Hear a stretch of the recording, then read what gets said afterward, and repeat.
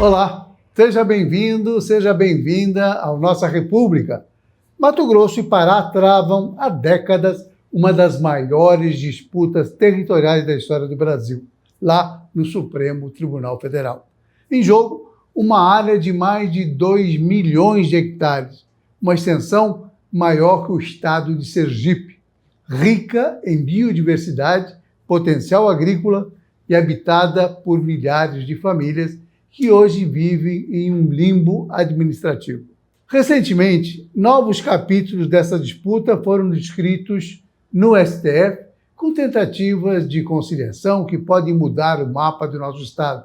Para entender os detalhes jurídicos, os impactos econômicos e o que está em jogo para quem vive na divisa, recebemos hoje o Dr. Bruno Cardoso Leite. Ele é procurador da Assembleia Legislativa do Estado de Mato Grosso, subprocurador-geral administrativo e um dos maiores especialistas na defesa institucional do nosso Poder Legislativo. Doutor Bruno Cardoso Leite, obrigadíssimo por sua participação aqui no nossa República, obrigado por ter aceitado o nosso convite para tratar desse assunto polêmico e tão importante para Mato Grosso. Sem dúvida, Mauro Camargo, muito obrigado. Quero agradecer aos telespectadores do jornal Nossa República e agradecer a sua audiência de poder trazer um assunto de extrema relevância estratégica e institucional para o estado de Mato Grosso, que é o impasse da divisa entre Mato Grosso e Pará, que é um assunto aí que dominou as redes sociais, a opinião popular, e a Assembleia Legislativa tem trabalhado incisivamente em cima desse assunto para trazer resultados concretos. Aliás, importante que a Assembleia participe dessas discussões sempre, né? Eu queria que a gente situasse, quem nos assiste, sobre a origem histórica desse conflito entre Mato Grosso e Pará por conta dessa divisa, dessa porção de terra, que não é pouca terra, é bastante terra, né? São 2 milhões de hectares, não é isso? Isso. E como é que começou? Por que tem esse conflito? Esse conflito ele tem aí aproximadamente 140 anos de existência. Lá em 1900, os dois governantes de Mato Grosso e Pará firmaram uma convenção chamada Convenção de Limites. Lá no artigo 1º, falava claramente que a divisa entre Mato Grosso e Pará seria o ponto do rio São Manuel, ou Telespires, né, atualmente, partindo de uma linha reta do ponto chamado Salto das Sete Quedas até a Ilha do Bananal, ali na divisa com Tocantins e Pará. Os governantes consideraram alguns mapas naquela época, principalmente o mapa de Peçanha e o mapa de Oscar Miranda, que são mapas ali de 1890, 1899, ou seja, poucos anos antes da convenção. Ali eles tinham um conjunto cartográfico que definiu esses pontos, linha reta, Salto das Sete Quedas e o ponto a leste. E aí, tudo fluiu na paz até 1922. Aquele era o entendimento da cartografia, da divisa, mas aí veio uma análise, uma compilação de mapas do milionésimo, foi um trabalho do Clube de Engenharia do Rio de Janeiro, que veio anteceder o atual IBGE. Lá eles fizeram uma interpretação, Mauro, onde o Salto das Sete Quedas, que existia desde então, próximo à Cachoeira das Sete Quedas, que era um ponto a 100 km abaixo, eles fizeram uma interpretação totalmente equivocada, dizendo que o salto que estava acima, na verdade, era o ponto abaixo. E que com a atualização dos mapas, esse nome veio a mudar. A cachoeira foi para cima e o salto foi para baixo. E vice-versa. Mas resumindo, o marco geográfico que o Mato Grosso sustenta é um ponto acima, e o marco geográfico que o Clube de Engenharia do Rio de Janeiro sustentou era o ponto abaixo, dizendo que só houve uma troca de nome. No nosso entendimento, não houve uma troca de nome, houve uma troca de local geográfico. E isso resultou no quê? Numa perda geográfica e territorial de 2,2 milhões de hectares para o Mato Grosso. Essa situação ficou ali, digamos que em panos mornos, né, em água morna, só que aí em 2004, o Mato Grosso, estado de Mato Grosso, vendo uma regularização fundiária indevida e aleatória, tentando justificar uma legitimação dessa área pelo Pará, entrou com a ação civil originária no Supremo Tribunal Federal. Essa ação é um marco importante de 2004. Salvo engano, era o governador Blairo Maggi à época. Nós conseguimos ali evidenciar de que havia essa desenfreada regularização fundiária pelo Pará nessa área, uma área sob litígio, uma área que tinha discussão sobre quem que pertencia à titularidade, e o ministro Marco Aurélio, que foi o relator da ação na época, o que ele fez? Ele deferiu a liminar que o Mato Grosso pedindo, falando, olha, ninguém mais pode titular terra nessa área. Eu vou fazer uma perícia oficial para ver quem tem razão. Em 2014, foram 10 anos depois, veio a perícia. Aliás, a perícia veio de 2011. A perícia do Exército foi lá, fez a mesma interpretação equivocada do Clube de Engenharia do Rio de Janeiro, falando que não teve troca de ponto geográfico, só teve troca de nome. É importante ressaltar que todo esse trabalho cartográfico, histórico, ele é oriundo das cartas de Rondon. Rondon tem um papel protagonista na tese do Mato Grosso. O Rondon já foi indicado 2 vezes ao Prêmio Nobel da Paz por Einstein. Rondon tem nome gravado em letras de ouro na Sociedade de Geografia de Nova York. Ou seja, alguém que tem o nome e o trabalho conduzido de forma incontestável. E esse trabalho da perícia do Exército, do Clube de Engenharia do Rio de Janeiro, ele vai de contramão ao trabalho de Rondon. Essa é a nossa insatisfação. Rondon delimitou mapas e posições geográficas que hoje satélites modernos coincidem com o trabalho dele. A gente está falando de 60 anos atrás, onde os instrumentos eram arcaicos e ele ainda teve assim a precisão de traduzir os mesmos resultados que hoje os GPS mais modernos conseguem atingir. Pois bem, o Exército fez a perícia em 2011, reiterou o erro do Clube de Engenharia do Rio de Janeiro e decidiu tecnicamente que o Pará tinha razão. O Mato Grosso, à época, atuou de forma pontual, de forma incisiva, contestou a perícia, mas eu acredito que não o fez de forma exaustiva. E aí, em 2014, já em sede de alegações finais, houve ali um questionamento complementar do Estado de Mato Grosso, querendo, por exemplo, a oitiva do perito judicial do Exército, testemunho dele, a indicação de ART, enfim, uma série de situações que poderiam ter sido melhor trabalhadas durante a fase de instrução probatória, durante a conclusão da perícia, e perdeu, na minha opinião, um argumento forte num momento fora do prazo cabível.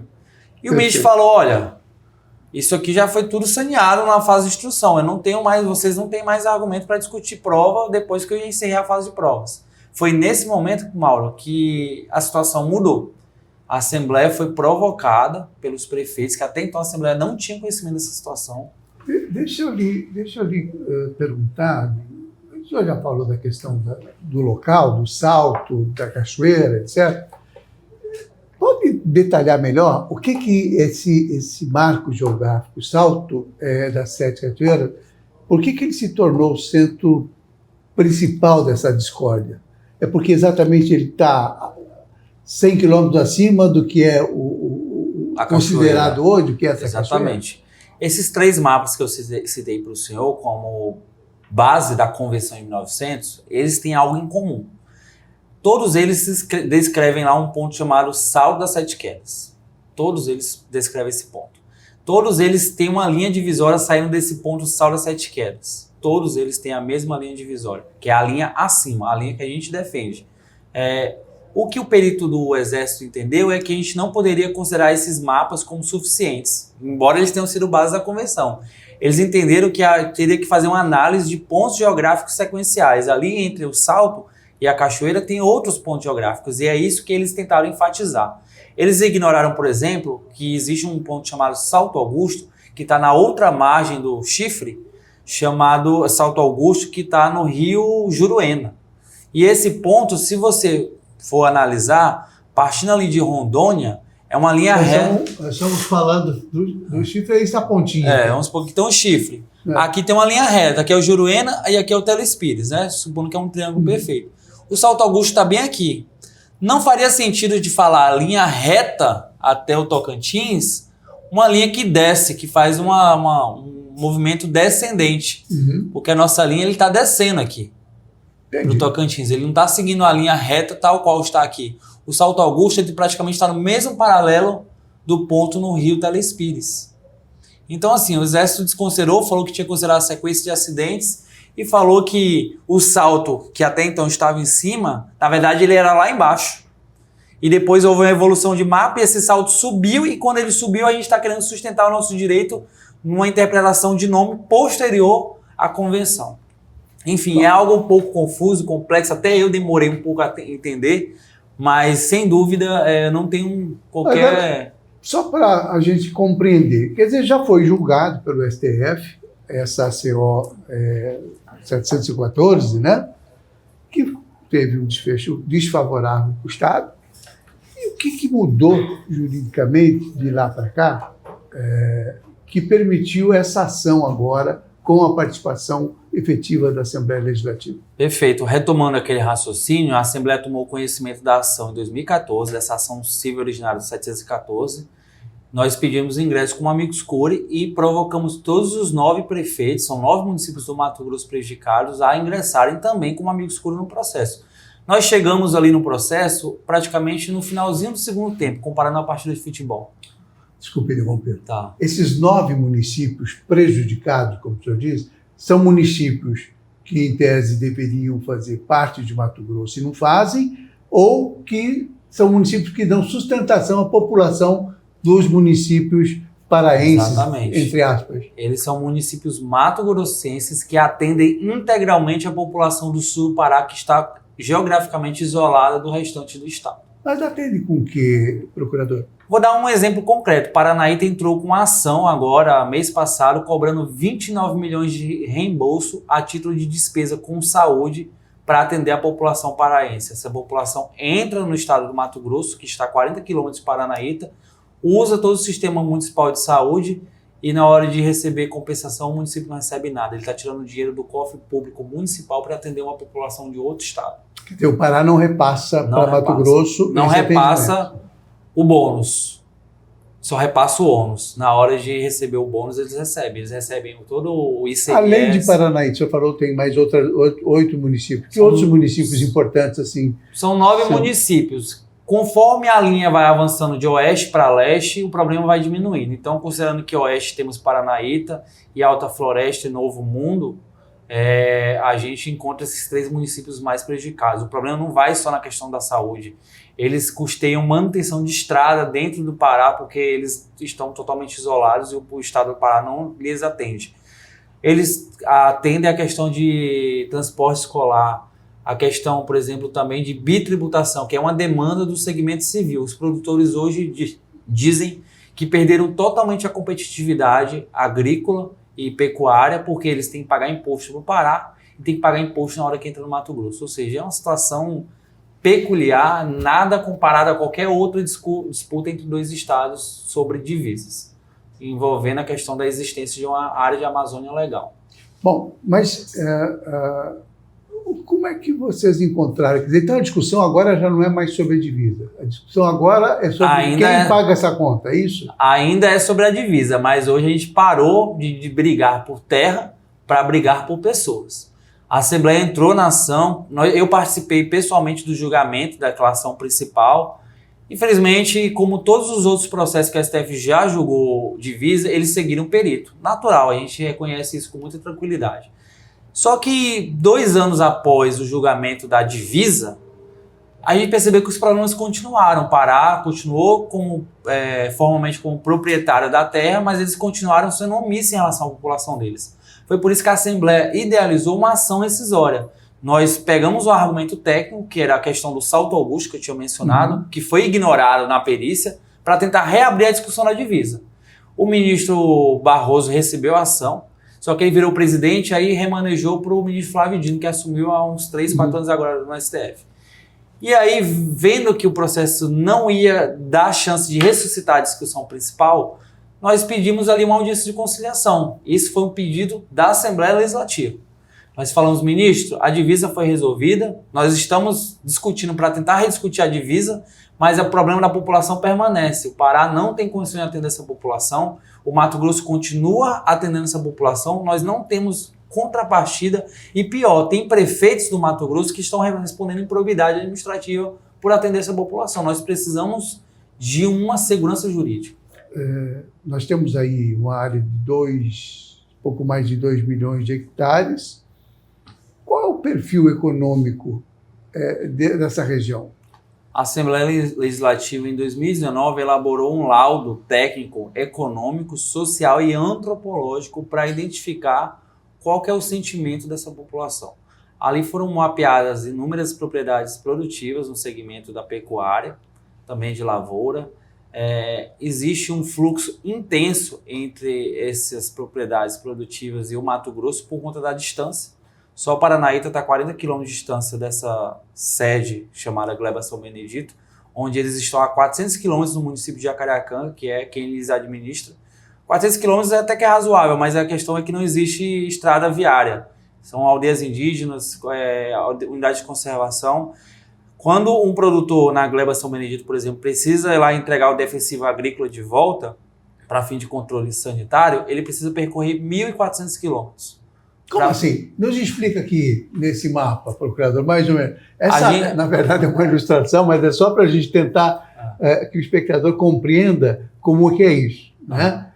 O sujeito está lá a 40 quilômetros da cidade de Paranaíta, aqui no Mato Grosso, que mais pertence, esses 40 quilômetros depois, já é Pará, né?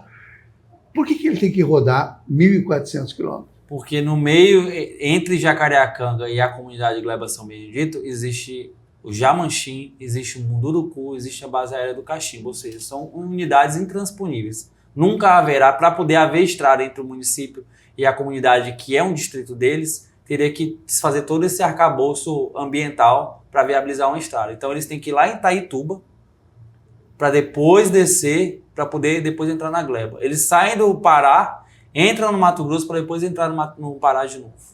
Quer dizer, ele faz um giro enorme, quer dizer, tem que rodar, pegar a BR-163, é isso? Exatamente. E entrar em Paranaíta para depois chegar na Gleba. Exatamente. Ele sai da Gleba, faz toda essa volta, impressionante isso. Quais outros serviços? Na área de saúde, como é que é o atendimento? A área de saúde é toda absorvida pelos municípios de Alta Floresta, que é uma cidade satélite, uma cidade polo em Mato Grosso. Todos os tratamentos, consultas, essa população socorre de Alta Floresta, socorre de Paranaíta, socorre de Guarantã do Norte. E ali não tem dinheiro do Pará devolvendo, restituindo. Não tem. Eu tomei conhecimento que no município de Paranaíta até houve um termo de cooperação entre Jacareacanga e Paranaíta, onde eles reconheciam que o Paranaíta administraria os serviços e eles pagariam um reembolso por isso, mas isso nunca aconteceu. O estado de Mato Grosso cansou, Mauro, de bater na porta do governo paraense para fazer acordo. Por isso que a gente entende que esse acordo é um fato inédito, é um êxito de Mato Grosso, porque sob a tutela do Supremo Tribunal Federal, eles foram compelidos a ter que aceitar o acordo. Se eu lhe perguntar uma coisa, desses produtores rurais da Gleba, tem título de Mato Grosso? De Inúmeros.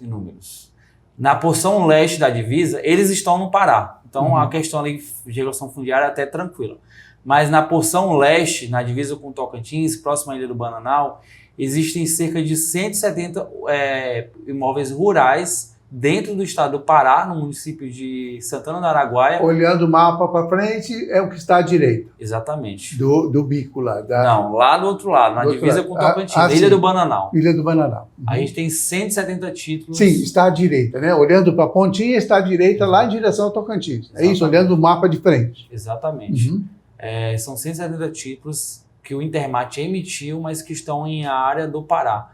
Isso gera uma insegurança jurídica imensa. Primeira coisa, o produtor não consegue acesso ao crédito rural. Como que ele vai dar uma garantia de um imóvel, por exemplo, sendo que a área está dentro do Pará, o título está dentro do Mato Grosso? Essa região toda é uma região de selva, claro, mas ela não tem conglomerados urbanos, quer dizer, são pequenas vilas, são glebas, são mais propriedades rurais, é isso? Exatamente. Quanto mais à esquerda, mais a Amazônia é legal. Quanto mais à direita, a gente já vê ali um avanço antrópico através do percurso da BR-163. Quando você fala à direita, você está olhando... olhando o mapa de frente. De frente. Divisa com Tocantins. A nossa referência é a Ilha do Bananal. A Convenção em 1900 falava Sal das Sete Quedas, que é no Chifre. Quando a gente fala à direita, é para cá. Exatamente, na Ilha do Bananal. Isso. Aí, nesse lugar tem mais população. E para cá tem mais floresta. Exatamente, exatamente. Só que para a esquerda, no Chifre, tem mais problema de prestação compartilhada de serviços. Porque a população não tem como entrar no Pará. Eles têm que obrigatoriamente... A população indígena também é atendida nesse lugar? Sim, os indígenas também. Da Alta Floresta, Paranaíta, Guarantã. Exatamente. Os problemas são inúmeros. Mauro, vou dar mais um exemplo gravíssimo que aconteceu semana passada, onde uma funcionária de uma pousada, dentro de uma pousada nessa região da divisa com o Pará, próxima a Paranaíta, faleceu. E tiveram que ligar para a Polícia Militar do Pará, falou, olha, faleceu uma pessoa, tem que vir a perícia para ver se foi morte natural, se foi morte causada. Eles falaram que não tinha como mandar ninguém. Aí ele falou, o que eu faço? O advogado que ligou. Falou, não, você tem que ligar lá para Paranaíta, Polícia Civil do Mato Grosso, Polícia Militar de Paranaíta e IML de Mato Grosso, eles que vão resolver. Ou seja, é uma situação assim, peculiar que a gente precisa realmente avançar e avançar. É impossível que diante de um descalabro desse, de uma situação dessas, que não haja uma determinação, no mínimo, ou se reabra a discussão sobre a divisa, ou que o Supremo impõe ao Pará a obrigação de fazer esse atendimento, sabe, lá como, ou de ressarcir Mato Grosso, os municípios mato-grossenses, pelas despesas que está tendo nesse atendimento, né? O senhor falou igual o ministro Flávio Dino. No final da audiência de conciliação, ele disse que se o acordo não prosperar, não trouxer frutos, ele vai reavaliar a questão da divisa, sim. O que hoje nós estamos trabalhando, houve audiência lá com toda a bancada do Mato Grosso, Pará, Executivo, Legislativo, e depois houve uma reunião técnica fechada, e onde a Assembleia participou, eu estava lá representando, em onde nós começamos a costurar os 12 eixos econômicos, os 12 eixos de transição e de compartilhamento de serviços. O que a Assembleia quer, o que o Mato Grosso quer. Nós queremos o reembolso de tudo que foi gasto até hoje, pela omissão do Pará. Nós queremos compensação financeira por aquelas áreas onde o Pará não vai conseguir atender, que é o caso clássico de Paranaíta, onde tem um isolamento geográfico. Paranaíta gasta R$13 mil por mês só com saúde, não estou falando de estrada e nem mais outros aspectos de segurança pública, de regulação fundiária. Só com saúde, o Paranaíta gasta R$300 mil por mês. A gente quer compensação disso. E naqueles locais onde é possível os dois estados chegarem, mas às vezes um chega mais rápido que o outro, prestação compartilhada de serviço. É simples. O Pará já criou muita dificuldade para avançar nesses temas, eles reconheceram a necessidade do acordo, mas eles estão focados em pautas que são boas para ele, que é o que? A regularização fundiária. Eles querem de antemão já transferir, diagnosticar todos os títulos que são emitidos pelo Intermate para já regularizar uma transição para eles. É ótimo, isso é receita, mas eu fui lá na audiência e falei, olha, isso não é o que está sangrando os prefeitos, o que está sangrando é o custo milionário com manutenção de estrada, é o custo para atender 20 mil pacientes do Pará nos hospitais mato-grossenses. Enfim, a gente precisa trabalhar isso junto com a regulação fundiária. 20 mil é o número da população dessa região ou não? 20 mil atendimentos médicos que foram mapeados ali entre Paranaíta e Alta Floresta para atender a população paraense. O problema deve ser muito maior, Mauro. A gente não conseguiu identificar a totalidade porque são municípios pequenos, o diálogo, a informação, as gestões vão passando e muitas vezes eles não vão consolidando essas informações.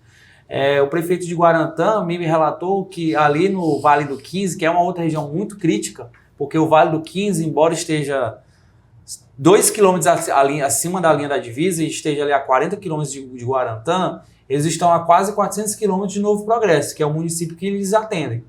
Ele falou que tem quase 300 quilômetros de estradas em péssimas condições de trafegabilidade, que o município até atendia, mas parou de atender. Porque se atende, o gestor é responsabilizado. Teve um prefeito lá, há uns 2 mandatos atrás, que respondeu à ação civil pública por improbidade. Ele correu risco de perder o cargo. E se ele atende, ele corre risco. Porque se ele não atende, a população fala que abandonou. Então, assim, isso impede o desenvolvimento. Não é só abandonou, é uma questão de humanidade, né? Não tem nem humanidade. Essa palavra foi usada pelo prefeito de Paranaíta para chamar. Ele teve a fala técnica, teve a fala humana de dizer que o povo do Pará, os governantes estão sendo desumanos com essa população e o Helder Barbalho, ex-governador do Pará, estava lá, mandou cortar dos registros da ata de audiência essa fala, dizendo que ela era politizada, mas ele ousou dizer, por exemplo, o ex-governador Helder, que o Mato Grosso demanda o Pará tanto quanto o Pará demanda o Mato Grosso. Ele veio querer dar um caso concreto. Mas em que caso concreto? Olha a situação que ele indicou. Ele falou o seguinte, que a população de Guarantã do Norte, que é um município que tem quase 40 mil habitantes, vai lá no Vale dos Sonhos, Castelo dos Sonhos, que é um distrito de Altamira. É um distrito de 15 mil pessoas. Guarantã tem quase 40 mil. Ele fala que a população de Guarantã vai lá no Castelo dos Sonhos, que está a 1.200 quilômetros de Altamira, Não é uma cidade, é um distrito com 15 mil pessoas para usar os equipamentos de tomografia. Ou seja, ele quis pegar uma situação que eu não sei se tem procedência de um aparelho de tomografia para dizer que o Mato Grosso demanda tanto quanto o Pará. Então, assim, a deputada Janaína foi lá, fez uma fala, falou, olha, eu não sei de onde eu tirei essa informação, mas eu tenho certeza que se há uma demanda recíproca, Pará é imensamente maior do que o Mato Grosso. Mas a gente tem muita confiança de que o Mato Grosso não está nessa estatística de demandar serviço do Pará. É o contrário, a gente tem plena ciência que é o Pará que consome nossos recursos, mas não tem contrapartida. Muito bem. Doutor Bruno, e essa insegurança jurídica que causa essa situação? Porque você falou aí, exemplo dos prefeitos, que ou respondem por omissão de socorro ou respondem por improbidade administrativa. Olha que situação terrível, né? Toda essa indefinição territorial, ela traz, além da insegurança, ela provoca violência, ela provoca algum tipo de ação que prejudica ainda mais a sociedade paraense, no caso, que está ali encostada em Mato Grosso. A deputada Janaína Riva levou durante a audiência o número alarmante de registros de estupros naquela região, onde a segurança pública não se faz presente, e quando se faz é o Mato Grosso. Ou seja, é uma questão grave, urgente. A gente também sabe que, em paralelo, o crime organizado tem se expandido para a Amazônia Legal através da exploração, né, das frentes do garimpo. Ou seja, a ausência estatal nessa região e, pior, a ausência de quem é responsável por cuidar dessa região causa um retrocesso ambiental, um retrocesso econômico milionário para o país. Só falando em números de Mato Grosso, perda para a PIB de Mato Grosso por essa insegurança jurídica no eixo econômico, o laudo da Assembleia apontou uma perda a partir de 400 milhões a 1 bilhão de reais só até 2030. A gente está falando só de Mato Grosso, está falando também do Pará. Então, assim, é um problema que permeia aí todos os segmentos, todos os eixos, por isso que a Assembleia tem causado esse barulho no processo para a gente conseguir, e já conseguimos esse acordo, essa sinalização de acordo, mas na hora certa nós vamos sim rediscutir a divisa, porque Mato Grosso tem uma informação nova que até então não foi discutida na ação principal sobre justamente essa Ilha do Bananal. Essa tal da Ilha do Bananal, ela não foi discutida na ação civil principal. Que é uma referência de final da linha reta. Exatamente. A gente descobriu que esses 2,2 milhões de hectares, na verdade, são 5 milhões de hectares, Mauro. Então, a área discutida pode mais que dobrar. Só que hoje, esse não é o momento processual, nem o momento político para discutir divisa, é pessoas. Eu queria saber o seguinte, caso tenha uma decisão final, quer dizer, não tem mais do que falar, né?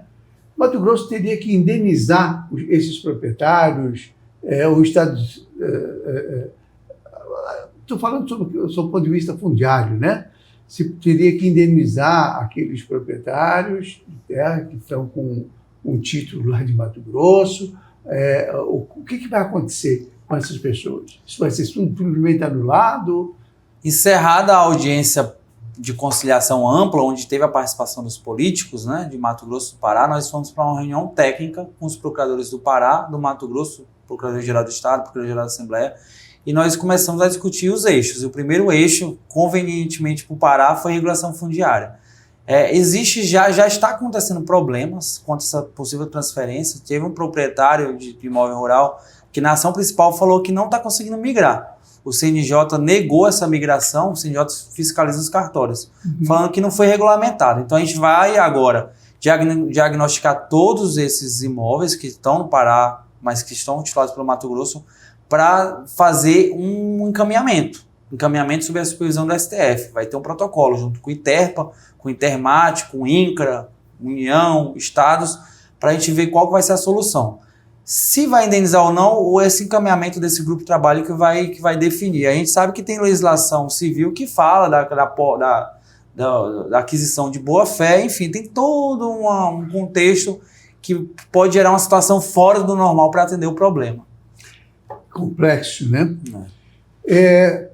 Bom, sobre essa última conversa, sobre essa ação da Assembleia Legislativa e do governo de Mato Grosso, essa iniciativa de buscar um entendimento, né, pela via humana, dos problemas humanos que sofrem aquelas pessoas. O ministro Flávio Dino homologou algum tipo de acordo? Quais foram, objetivamente, as decisões do ministro em relação a essa tentativa de conciliação? Essa reunião técnica gerou uma ata, onde ficou delimitado que, a princípio, vai trabalhar a regulação fundiária, também vai trabalhar a legislação sanitária, e aí, no último ponto, ficou lá consignado que todos os outros eixos serão discutidos mediante proposta. A juíza que auxilia o ministro Flávio Dino falou que nós temos 30 dias, e já está correndo esse prazo, para a gente identificar todos os problemas econômicos, sociais, tributação, segurança pública, regulação ambiental, enfim, tudo isso para a gente mandar uma proposta, e o Pará vai ter 30 dias também para analisar essa proposta. O ministro Flávio Dino soltou uma decisão homologatória do acordo, só que eu acho que ele pecou um pouco nessa decisão, porque ele delimitou o tema lá em regularização fundiária e segurança pública. Segurança pública sequer foi discutido nessa reunião técnica. A gente entende que o acordo envolve todos esses 12 eixos, mas eu não sei por que motivo o ministro Flávio Dino, talvez por uma falha de atenção, delimitou lá regulação fundiária e segurança pública. A Assembleia Legislativa tomou ciência e nós vamos, entre hoje e amanhã, protocolar uma manifestação pedindo para que o ministro consigne nessa homologação que o acordo permeia todos os eixos. Porque qual que é a nossa preocupação? Daqui a alguns meses, para usar essa decisão homologatória para fazer uma interpretação restritiva, dizendo que o acordo só discutiu regulação fundiária e segurança pública, quando na verdade são 12 eixos. Então a gente vai trabalhar isso para que, se vai mencionar... Pelo menos para que o Supremo reconheça os 12 Exatamente. eixos. O que não foi dito nos autos não tem valor nenhum. Então a Assembleia vai tomar essa iniciativa novamente de registrar no processo que a conciliação não é só sobre a regulação fundiária e sobre sanidade animal, são todos esses outros assuntos, que consta na ata de audiência técnica, que ele inclusive mencionou no acordo homologatório. A conciliação é o melhor caminho para Mato Grosso, doutor Bruno? A conciliação é o melhor caminho para as pessoas, porque nós temos aí décadas de omissão do Estado paraense, décadas de custo de passivo para o Mato Grosso e décadas de ausência do Estado do Pará. Então, o acordo ele vai garantir a neutralização desse efeito negativo e, no momento oportuno, havendo espaço jurídico, a gente vai trabalhar a questão da divisa. E é possível, na sua avaliação, é possível que se reavalie, que volte a retomar essa discussão? Não. Porque você falou lá que o ministro Flávio Dino encerrou a conversa falando que se não resolver, se não houver conciliação, vai rediscutir? Eu digo que não é impossível, mas também não é fácil. O trabalho é muito difícil, a gente está falando de uma ação que tramitou por mais de 18 anos, uma ação que, infelizmente, reconheceu o Pará de forma injusta, situações que a gente entende que é direito de Mato Grosso. E a gente também tem fatos novos que a gente está mantendo por estratégia ainda em segundo plano para desenvolver. É possível também, por exemplo, um plebiscito para ouvir essas populações. O plebiscito só atingiria esses bolsões de área, onde existem comunidades que são atendidas por Mato Grosso, não contemplaria todos os 2 milhões de hectares. Existem situações de mapas novos que nós identificamos somente agora, de Rondon, questionam também o ponto leste da divisa, o ponto da Ilha do Bananal. Enfim, a gente tem plano B, C e D, mas por hora o que a gente vai trabalhar é o plano A, é o plano das pessoas. E é isso que a Assembleia, que os seus deputados, Nininho, Max, Janaína e Diego, batalharam naquela audiência de conciliação e saíram com um acordo inédito, um acordo histórico.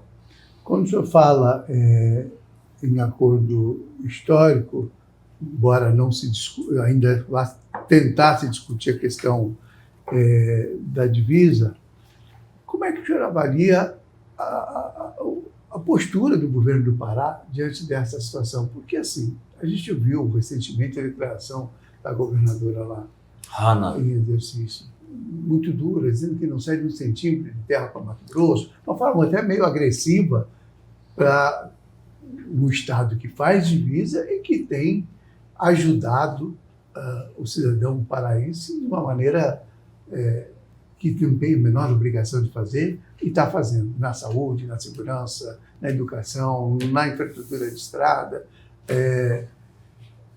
Como é que o senhor analisa essa situação?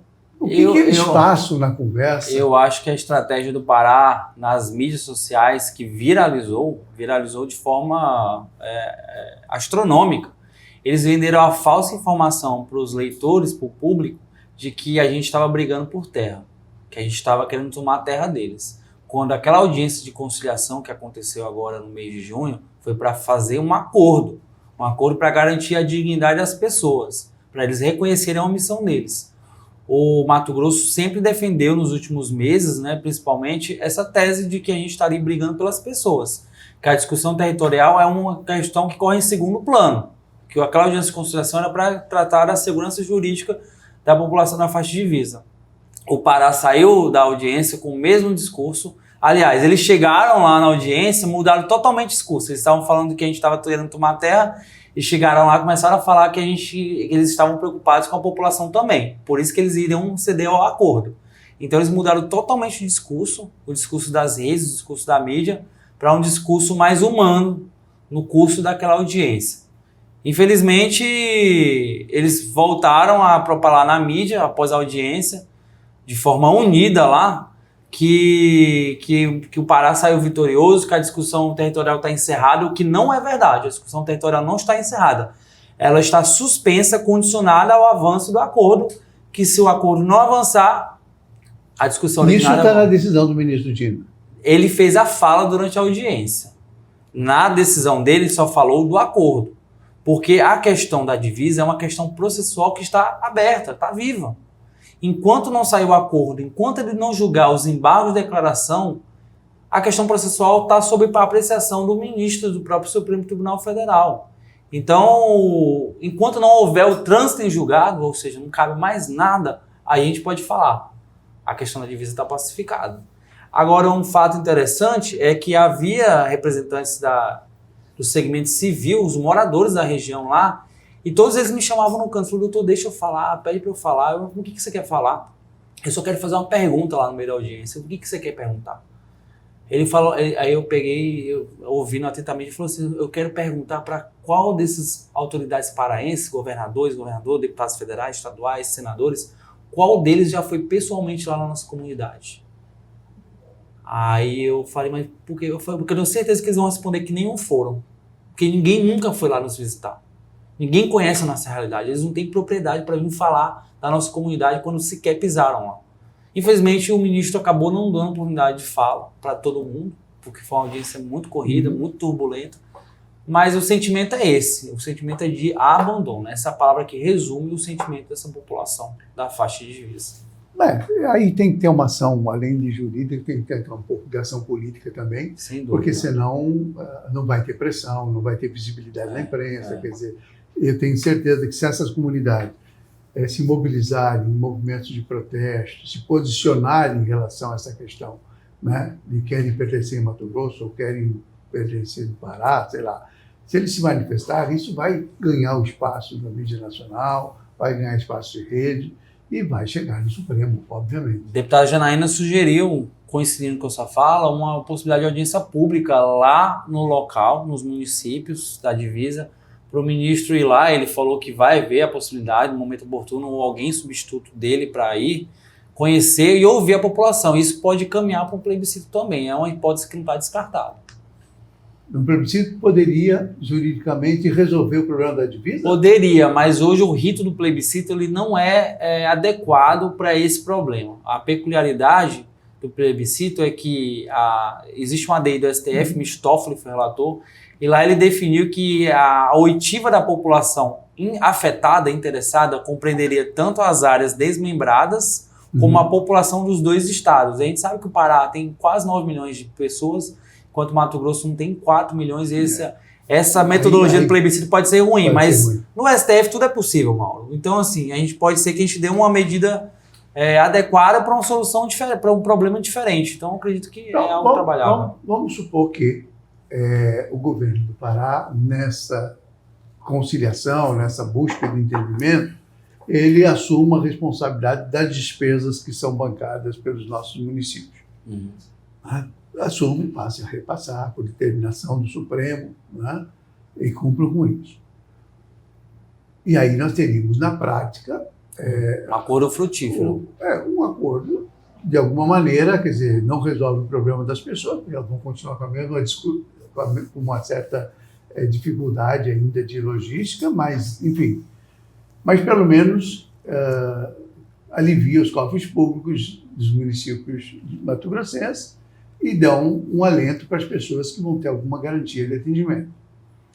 Agora, eu queria saber o seguinte, se existe algum impacto na representatividade política. Onde é que esse povo vota? Esse povo que está nessa faixa, que está nesse limbo, né? Que nem é Pará, nem é Mato Grosso, porque o Pará não deixa. Formalmente são Pará, mas materialmente são Mato Grosso. Mas eles votam no Pará, então? Eles votam no Pará. Não votam aqui, votam no apesar Pará. de terem propriedade. São distritos, são distritos de municípios paraenses, mas tem ali uma escola, tem um postinho de saúde, mas a urna eleitoral deve chegar por Mato Grosso. A urna chega, provavelmente sim, ou vai de avião. Vai de avião. Vai de né? avião. Que coisa. Mas então não afeta nada. Por exemplo, se houver uma mudança nesse sentido de não, isso aqui agora é Mato Grosso. Na verdade, continuou sendo Pará, já era Pará. Em 2004, a área era Pará e Mato Grosso dizia que aquela área não poderia ser Pará, tinha que ser Mato Grosso, porque existia aquela convenção de 1900. A área continuou como sempre foi. Mato Grosso não perdeu 1 quilômetro de terra. Deixou de ganhar 2 milhões de hectares. Perfeito. Essa é a interpretação que a gente tem que dar. Bom, mas o mapa nosso vai mudar daí. Não, vai continuar como estava, como sempre esteve. O que a gente estava tentando era ampliar para o que deveria ser. Sempre deveria ter sido, e nunca foi. Perfeito. Então, nós vamos continuar com essa mesma linha divisória. Linha divisória, mas só que a parte superior vai ser do Pará. Continua sendo do Pará. Baixo, mas nós temos os mapas de Rondon que a linha está bem acima. Iria mais ou menos onde? 100 quilômetros, você falou que é? Vai dar uns 100 quilômetros. O Mauro, é simples, a gente tem um chifre. Aqui tem a linha com Rondônia, uma linha reta. Vamos olhar aqui no mapinha, essa aqui. Que é a linha reta de Rondônia. O triângulo, imagina que o triângulo está aqui, reto, 90 graus. Ele tinha que seguir reto. Porque a lógica dessa linha era ser uma linha reta. Entre Rondônia, Juruena, Telespires, até a Ilha do Bananal. Tinha que ser 2 linhas retas, uma linha praticamente reta. Era isso que a gente estava querendo discutir. E aí, entre essa linha reta e a parte de baixo dessa linha, tem desceu 100 quilômetros. Essa descida aqui fez um triângulo aqui, que quase 2,2 milhões de hectares. É bastante coisa. Eu queria encerrar perguntando qual a mensagem que o senhor deixa para as famílias e produtores que vivem nessa região de fronteira, de divisa, né? Não é exatamente fronteira, é uma divisa entre esses dois estados. E qual a perspectiva real da gente obter êxito? Eu fiquei muito confiante quando você relata a palavra do ministro, que reabre se não houver conciliação. Se houver conciliação, vai ser bom para os dois estados. Se não houver, vai abrir, e aí abre a perspectiva também da gente retomar ou colocar na posição certa a divisa de Mato Grosso. É isso? Exatamente. No nosso pedido de embargo de declaração, que foi o Estado que protocolou, nós fizemos uma discussão técnica para reabrir a discussão territorial, mas também pedimos a conciliação. Essa primeira parte ficou suspenso. O que foi trabalhado agora foi o acordo. O acordo foi sinalizado. Agora nós vamos trabalhar as linhas, as cláusulas desse acordo. Eu acho que vai ter muita dificuldade ainda assim do Pará atender às exigências do Mato Grosso, que são exigências justas, exigências adequadas. A população... De ressarcir as prefeituras, do que já foi pago... Quando a gente entrar nesses pontos, eu acredito que vai ter muita dificuldade, mas nós vamos pedir. Vamos retomar a questão da discussão. Aí existe outro espaço jurídico, né? São duas frentes em paralelo. O sentimento que a população tem ali, que a gente viu muito nas redes sociais, é de muita desconfiança, de muita insatisfação. Gente falando, eu sou daqui, quero ir para o Mato Grosso, porque não aguento mais viver na condição de abandono. Mas a mensagem que eu gostaria de passar, Mauro, é que a Assembleia está fazendo seu papel, Essa particularmente é uma ação que eu estou praticamente desde que eu entrei na Assembleia. Eu tenho 12 anos de casa e já estou quase 10 anos só discutindo divisa de Mato Grosso do Pará. É um assunto que sobe, depois desce, depois anda, depois para. Enfim, até o ministro falou, é uma briga de 126 anos que não vão se resolver em 126 minutos. Então, com paciência, com oportunidade, com espaço político, a gente vai avançando ali pequenos passos para a conquista de um resultado maior. A Assembleia Legislativa, sem dúvida, representou brilhantemente o povo mato-grossense e esse povo paraense que sente mato-grossense também para garantir a defesa dos direitos deles. Então, nós vamos nessa luta até o fim. Essa é a mensagem que eu quero passar. É uma briga ruim, né? É uma briga entre brasileiros, é muito ruim isso. Doutor Bruno Cardoso Leite, eu estou aqui, eu sei que tem um nome anterior, que é Williams, não é isso? Williams. Olha só, chiquérrimo esse nome, viu? Enfim, eu quero agradecer muitíssimo a sua presença aqui na nossa República, colocar o programa sempre à disposição dessa discussão, né? No interesse da população da região. Não é uma vida fácil, é uma região inóspita, é difícil, belíssima, claro, mas não é fácil viver, né, num lugar tão inóspito, com tantas dificuldades de atendimento de serviços públicos, de distância, de acesso, enfim.